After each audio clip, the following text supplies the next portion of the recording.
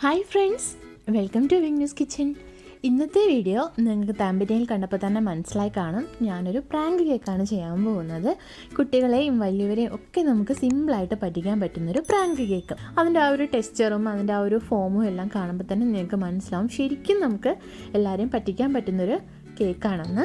അപ്പോൾ ഈ ഒരു ഡിഷ് വാഷ് സ്പോഞ്ച് ആ ഒരു ഫോമിൽ കേക്ക് ഫോമിലാക്കി എടുക്കുന്നത് എങ്ങനെയാണെന്ന് നമുക്ക് ഈ വീഡിയോയിലൂടെ നോക്കാം. വീഡിയോയിലേക്ക് പോകുന്നതിന് മുന്നേ ആയിട്ട് എൻ്റെ ചാനലിൽ പുതിയതായി കാണുന്ന ആരെങ്കിലും ഉണ്ടെങ്കിൽ എൻ്റെ ചാനലൊന്ന് സബ്സ്ക്രൈബ് ചെയ്തേക്കുക. അതിൻ്റെ സൈഡിലൊരു ബെല്ലൈക്കൺ ഉണ്ട്, അത് ക്ലിക്ക് ചെയ്ത് നിങ്ങൾ ഓളും കൂടി കൊടുക്കുക. അങ്ങനെയാണെന്നുണ്ടെങ്കിൽ ഞാൻ തുടർന്നിടുന്ന വീഡിയോസിൻ്റെ അപ്ഡേറ്റ്സ് നിങ്ങൾക്ക് നോട്ടിഫിക്കേഷൻ വഴി കിട്ടുന്നതായിരിക്കും. സോ നമുക്ക് വീഡിയോയിലേക്ക് പോകാം.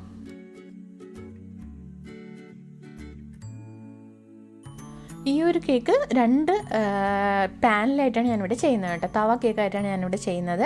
അപ്പോൾ അതിന് വേണ്ടിയിട്ട് ഞാൻ ഫുള്ളായിട്ടാണ് ഫസ്റ്റ് മാവ് എടുക്കുന്നത്. ഇവിടെ ഞാൻ 1/4 കപ്പ് മൈദമാവാണ് ഞാനിവിടെ എടുക്കുന്നത്. ഇനി ഇതിലേക്ക് വേണ്ടത് 1 ടീസ്പൂൺ ബേക്കിംഗ് പൗഡറാണ്, അത് ഞാൻ ആഡ് ചെയ്തു. ഇതിലേക്ക് ഒരു 1/4 ടീസ്പൂൺ ബേക്കിംഗ് സോഡ കൂടി ആഡ് ചെയ്യുവാണ്. ഇത് ഞാനൊരു 3 തവണ അരിച്ചെടുക്കുവാണ്. എന്നാൽ മാത്രമേ നമുക്ക് അതിൽ എന്തെങ്കിലും മാവിൽ ചെറിയ തരി എന്തെങ്കിലും ഉണ്ടെങ്കിലെന്നുണ്ടെങ്കിൽ അത് റിമൂവ് ചെയ്യാൻ പറ്റുള്ളൂ. അതുപോലെ തന്നെ ബേക്കിംഗ് സോഡയും ബേക്കിംഗ് പൗഡറും എല്ലാം നമ്മൾ ആഡ് ചെയ്തെല്ലാം മാവിൻ്റെ എല്ലാ ഭാഗത്തും എത്തത്തുള്ളൂ. അപ്പം ഞാൻ ഇതേപോലെ ഒന്ന് അരിച്ചെടുക്കുക.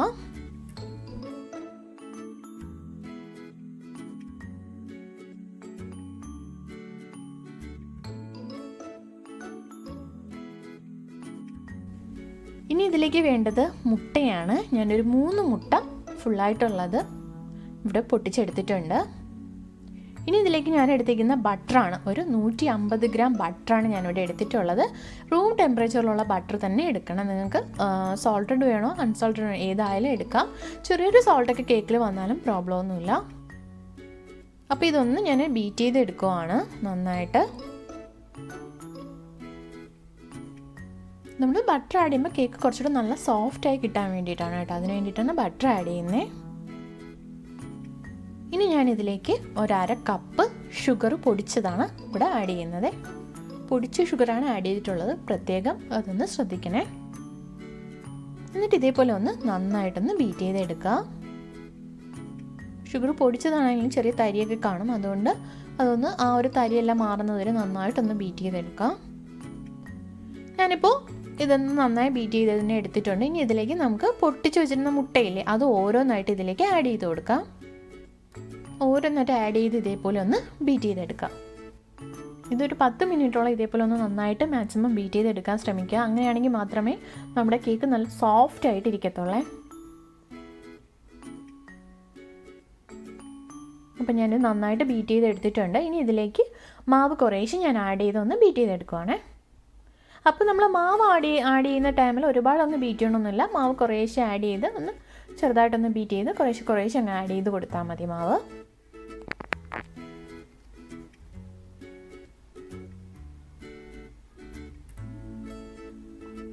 ഇനി ഇതിലേക്ക് ഞാൻ 1 ടീസ്പൂൺ വാനില എസൻസും കൂടി ആഡ് ചെയ്യുവാണേ.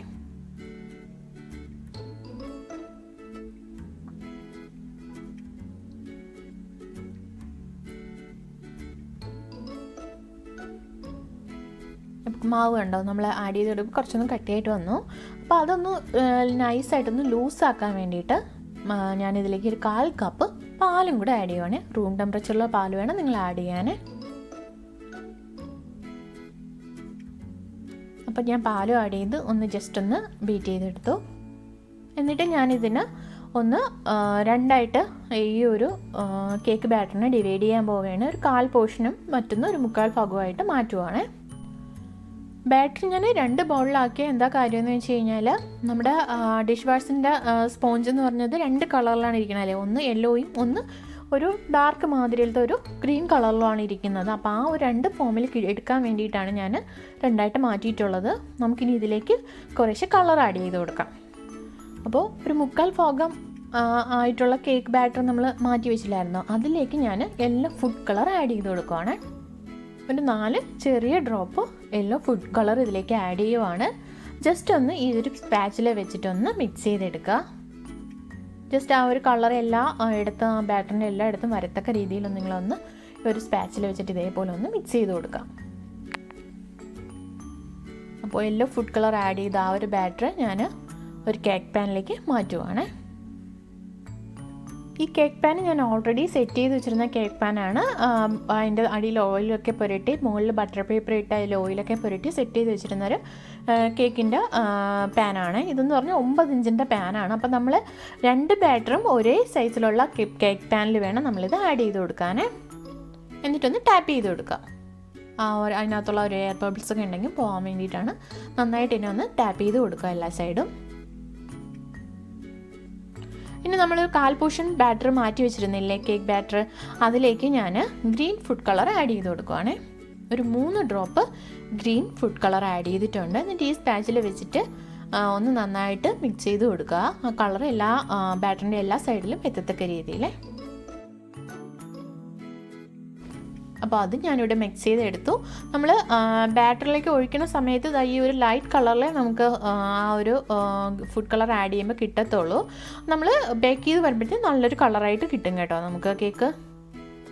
അതും ഇതേപോലെ കേക്ക് പാനിൻ്റെ എല്ലാ സൈഡും വരത്തക്ക രീതിയിൽ നന്നായിട്ടൊന്ന് സ്പാച്ചിൽ വെച്ചിട്ട് സെറ്റ് ചെയ്ത് കൊടുക്കുക. എന്നാൽ മാത്രമേ ആ ഒരു കേക്ക് നമുക്ക് കറക്റ്റ് സൈസിന് കിട്ടത്തുള്ളൂ. അപ്പോൾ രണ്ടും ഞാൻ ഒരേ ടൈമിലാണ് ബേക്ക് ചെയ്യാൻ വെക്കുന്നത്. രണ്ടും വലിയ അടുപ്പിലാണ് വെക്കുന്നത്. ഗ്യാസ് അടുപ്പിൽ വലിയ അടുപ്പിലാണ് വെച്ച് ബേക്ക് ചെയ്തെടുക്കുന്നത്. ഇത് മീഡിയത്തിനും ലോയ്ക്കും ഇടയ്ക്ക് വെച്ചാണ് ഞാൻ ബേക്ക് ചെയ്ത് എടുത്തിട്ടുള്ളത്.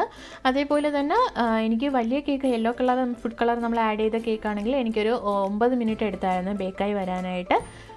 ഗ്രീൻ ഫുഡ് കളർ ആഡ് ചെയ്തത് ഒരു 7 മിനിറ്റ് എടുത്തിട്ടുണ്ടായിരുന്നേ ബേക്കായി കിട്ടാനായിട്ട്. ഞാനിത് തവേര പുറത്താണ് വെച്ചേക്കുന്നത് കേട്ടോ. വേറെ കേക്കിന് വേണ്ടിയിട്ട് സെപ്പറേറ്റ് പാത്രമൊന്നും എടുത്തിട്ടില്ല. തവയുടെ പുറത്ത് വെച്ചിട്ടുള്ളത് കൊണ്ടാണ് എനിക്ക് ഇത്രയും പെട്ടെന്ന് ബേക്കായി കിട്ടിയിട്ടുള്ളത്. അപ്പോൾ നിങ്ങൾ ഇതേപോലെ ഒന്ന് ക്ലോസ് ചെയ്ത് വെച്ചതിന് ശേഷം ഒരു 2-3 മിനിറ്റ് കഴിയുമ്പോൾ ജസ്റ്റ് ഒന്ന് ടൂത്ത് പിക്ക് വെച്ചിട്ട് ഒന്ന് കുത്തി നോക്കുക ബേക്കായിട്ടുണ്ടോ ഇല്ലയോ എന്ന്. കറക്റ്റ് പരുവത്തിന് തന്നെ എടുക്കാൻ ശ്രമിക്കുക മാക്സിമം.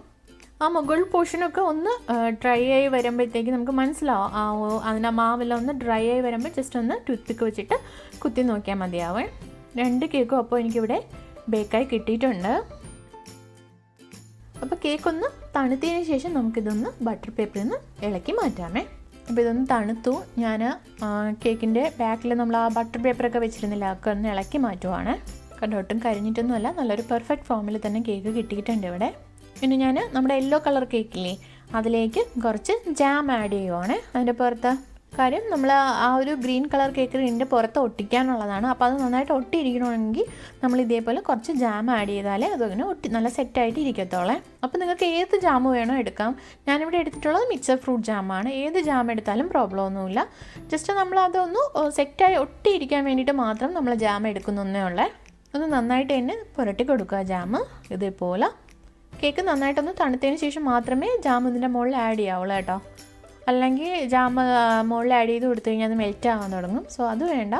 നിങ്ങളൊന്ന് നന്നായിട്ട് തണുത്തതിന് ശേഷം ഇതിലേക്ക് ജാം ആഡ് ചെയ്ത് കൊടുക്കാം. 2 കേക്ക് നല്ല സോഫ്റ്റാണ്. അപ്പോൾ ഇതിൻ്റെ മുകളിലേക്ക് നമ്മൾ ആ ഗ്രീൻ കേക്കില്ലേ ആ ഫുഡ് കളർ ആഡ് ചെയ്തിട്ടുണ്ടായിരുന്ന അത് ഇതിൻ്റെ മുകളിലേക്ക് പയ്യെ വെച്ച് കൊടുക്കുവാണ്. കാര്യം നല്ല സോഫ്റ്റാണ്, നിങ്ങൾ കാണുന്ന പോലെയല്ല, നല്ല സോഫ്റ്റാണ് കേക്ക്. അപ്പോൾ അതുകൊണ്ട് അത്രയും നല്ല സൂക്ഷിച്ച് വേണം നമ്മുടെ യെല്ലോ കേക്കിൻ്റെ മുകളിൽ ഗ്രീൻ കേക്ക് വെച്ച് കൊടുക്കാനേ. അതിനുശേഷം ഈ ഒരു ഗ്രീൻ കളർ കേക്കിൻ്റെ മുകൾ ഭാഗം ഒന്ന് ചുരണ്ടി കൊടുക്കുക. ഇതേപോലെ നൈസായിട്ട്, വളരെ നൈസായിട്ട് വേണം ചുരണ്ടി എടുക്കാൻ. കാര്യം നമ്മൾ ആ ഡിഷ് വാഷ് സ്പോഞ്ചിൻ്റെ മുകൾ ഭാഗം ഒരുമാതിരി ഒരു പരുക്കം ടൈപ്പിലല്ലേ ഇരിക്കുന്നത്. ആ ഒരു ഫോം കിട്ടാൻ വേണ്ടിയിട്ടാണ് നമ്മൾ ഇതിങ്ങനെ ഒന്ന് ചുരണ്ടി എടുക്കുന്നത് കേട്ടോ. കുറച്ച് ഡാർക്കായിട്ട് ലൈറ്റ് ഇല്ലാത്തൊരു ടൈമാണെങ്കിൽ നമുക്ക് നല്ല ഒരു ഗ്രീൻ കളർ തന്നെ കിട്ടും കേട്ടോ. തമ്പനയിലിൻ്റെ ആ ഒരു കളറാണ് യഥാർത്ഥ കളർ കേക്കിൻ്റെത്. ഇനി ഞാനിതിൻ്റെ 4 സൈഡും ഒന്ന് കട്ട് ചെയ്തെടുക്കുകയാണ് കേട്ടോ.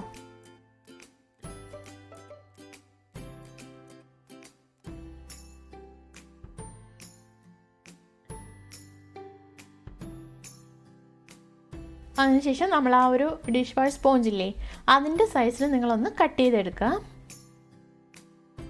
കണ്ടോ എത്ര സോഫ്റ്റാന്ന് നോക്കുക. കേക്ക് നല്ല സോഫ്റ്റാണ്. നമ്മൾ ആ ഡിഷ് വാഷ് സ്പോഞ്ചിൻ്റെ ആ ഒരു സൈസിന് കട്ട് ചെയ്താലേ മാത്രമേ നമുക്ക് എല്ലാവരെയും പറ്റിക്കാൻ പറ്റത്തുള്ളൂ. അതുകൊണ്ടാണ് ഇതിൻ്റെ സൈസ് നിങ്ങൾ പ്രത്യേകം ശ്രദ്ധിച്ചോളേ. ആ ഡിഷ് വാഷ് സ്പോഞ്ചിൻ്റെ ആ ഒരു സൈസിന് തന്നെ കട്ട് ചെയ്തെടുക്കുക. ഇനി നമുക്കിതിലേക്ക് വേണ്ടത് ആ സോപ്പ് ബബിളാണ്. നമുക്ക് പ്രാങ്കൊക്കെ ചെയ്യണമെന്നുണ്ടെങ്കിൽ, എല്ലാവരെയും പറ്റിക്കാനൊക്കെ വേണമെന്നുണ്ടെങ്കിൽ അവർ പെട്ടെന്നൊരു ഇങ്ങനെ ഇരിക്കുന്നത് കണ്ടു കഴിഞ്ഞാൽ വിശ്വസിക്കത്തില്ല. അപ്പോൾ അതിൽ നമുക്ക് കുറച്ച് ഒന്ന് ആ ഒരു കേക്ക് ഒന്ന് കളർഫുൾ ആക്കാൻ വേണ്ടിയിട്ട് നമുക്ക് അതിലേക്ക് വേണ്ടിയിട്ട് കുറച്ച് സോപ്പ് ബബിളും കൂടി റെഡിയാക്കി എടുക്കാം. അപ്പോൾ ആ ഒരു സോപ്പ് ബബിൾ പ്രിപ്പയർ ചെയ്യുന്നതിന് വേണ്ടി ഞാനൊരു മുട്ടയുടെ വൈറ്റ് ഇവിടെ എടുത്തിട്ടുണ്ട്. ഇതിലേക്ക് ഒരു 1.5 ടീസ്പൂൺ ലൈം ജ്യൂസും കൂടെ ആഡ് ചെയ്യുവാണ്. എന്നിട്ട് ഇത് നന്നായിട്ടൊന്ന് ബീറ്റ് ചെയ്ത് കൊടുക്കുക.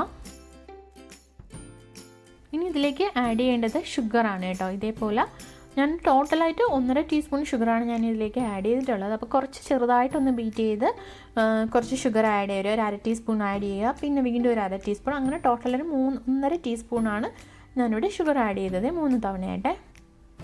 അപ്പോൾ നമ്മൾ ഷുഗർ ആഡ് ചെയ്തതിന് ഫുൾ ഷുഗർ ആഡ് ചെയ്തതിന് ശേഷം നോക്കുമ്പോഴത്തേക്ക് ഇതേപോലെ ഒരു പദമാതിരി നമുക്ക് കിട്ടും. ഒരുപാട് അങ്ങ് ബീറ്റ് ചെയ്യുകയും ചെയ്യരുത്, കുറച്ചൊന്ന് ഒരു പദമാതിരി ഈ ഒരു ഫോമിൽ കിട്ടുമ്പോൾ നിങ്ങളതങ്ങ് ബീറ്റിംഗ് അങ്ങ് സ്റ്റോപ്പ് ചെയ്തേക്കാം. ഇനി ഇതിലേക്ക് നമ്മൾ സോപ്പ് ബബിൾ റെഡിയാക്കി വെച്ചിരുന്നില്ല, അത് നമുക്ക് ഇതിലേക്ക് ആഡ് ചെയ്ത് കൊടുക്കാം.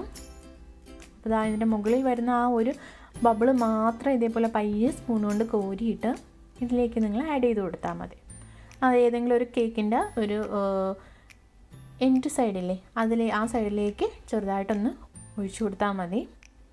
വെള്ളം കൂടി എടുക്കരുത് കേട്ടോ. വെള്ളം ആഡ് ചെയ്ത് കഴിഞ്ഞാൽ നമ്മൾ ആ കേക്ക് നനഞ്ഞു പോവും.